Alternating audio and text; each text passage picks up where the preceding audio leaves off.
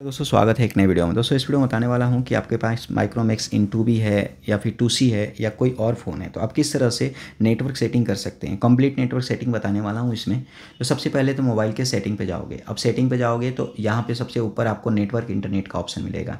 इसमें ना सबसे ऊपर आपको वाईफाई का ऑप्शन मिलता है। वाईफाई की वीडियो अलग से बना रखी है। यहाँ पे देखो दोनों सिम आपके दिख जाएंगे। अगर सिंगल सिम लगा रखा होगा तो ये ऑप्शन नहीं आएगा।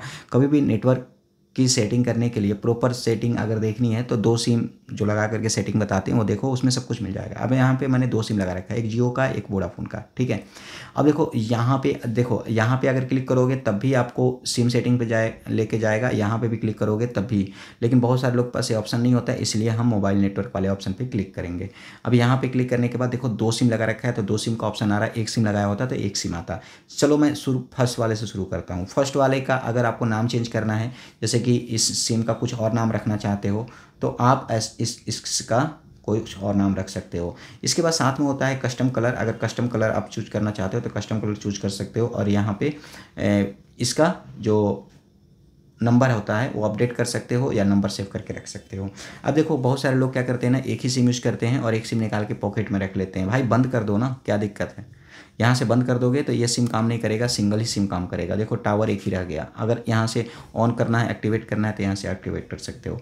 अब देखो यहाँ पे ना कॉल प्रेफरेंस और एसएमएस प्रेफरेंस जो होगा ना, ये दोनों सिम जब ओपन करोगे दोनों में ये सेम सेटिंग दिखेगी। होता क्या है, जब 2 सिम लगाते हो ना तो आपसे पूछा जाता है कि कॉल किससे करना चाहते हो या एसएमएस किससे भेजना चाहते हो। और सिंगल सिम लगाओगे तो ये वाला सेक्शन आपको नहीं मिलेगा, है ना, या फिर डिजेबल रहेगा। अब जैसे कि कॉल वाले पे मैंने सेलेक्ट कर लिया। अब बहुत सारे लोग होते हैं ना कि कॉल करते हैं तो दोनों सिम से बारी बारी से करते हैं, तो उन लोग के लिए सुझाव यह है कि आस्क एवरी टाइम कर लेना। जब भी आप किसी नंबर पे क्लिक करोगे कॉल करने के लिए तो दोनों के ऑप्शन आ जाएंगे। और अगर ऑप्शन नहीं चाहिए, गूगल असिस्टेंट का इस्तेमाल करके जैसे बोलना चाहते हो हे गूगल कॉल बला बला, ठीक है, तो आप किसी एक नंबर को सेलेक्ट कर सकते हो जिसमें आप रिचार्ज करा के रखते हो, ठीक है। अब इसी तरह से एसएमएस वाले के लिए भी मैंने अपना नंबर सेलेक्ट कर लिया। अब मोबाइल डेटा की बारी आ जाती है। देखो मोबाइल डेटा अगर ये जो सिम का नाम है इसमें अगर एक्टिवेट कर दोगे तो ये पूछेगा कि क्या इससे मोबाइल डेटा चलाना है, तो आपका जो मोबाइल का इंटरनेट चलेगा ना वो इस वाले सिम से चलेगा। और लेकिन आप दूसरे वाले सिम में जाके मोबाइल डेटा देखोगे ना तो वो बंद पड़ा होगा, तो उसको ऑन कर दोगे तो वो उससे चलने लग जाएगा। ये देखो रोमिंग होता है, रोमिंग को ऑन कर लेना, कोई पैसे नहीं देने पड़ते हैं, लेकिन इससे इंटरनेट आपका स्लो नहीं होता जब आप आउट स्टेशन में होते हो।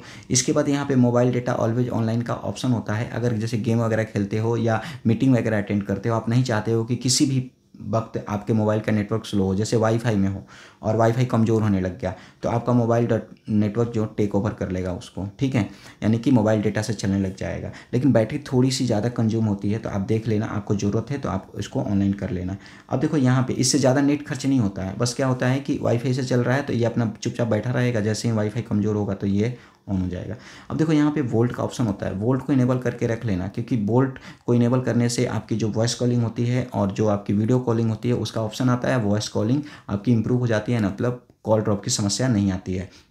इसके बाद प्रेफर नेटवर्क टाइप में, अब प्रेफर नेटवर्क टाइप में आप बहुत सारे लोग LTE सेलेक्ट कर देते हैं। अब सोचते हैं कि खाली LTE नेटवर्क आएगा। मेरे भाई अगर उस एरिया में LTE नेटवर्क अवेलेबल हुआ तो LTE आएगा, लेकिन अब देखो ये तो सच है कि इसका अगर 4 नेटवर्क भी आ रहा है, इसकी थोड़े बहुत कम भी आ रहे हैं, तब भी इस पर नेट सही चलेगा। तो अगर नेट को प्रेफर करते हो तो LTE ओनली कर लेना, वरना मैं बोलूँगा इसको रख लेना।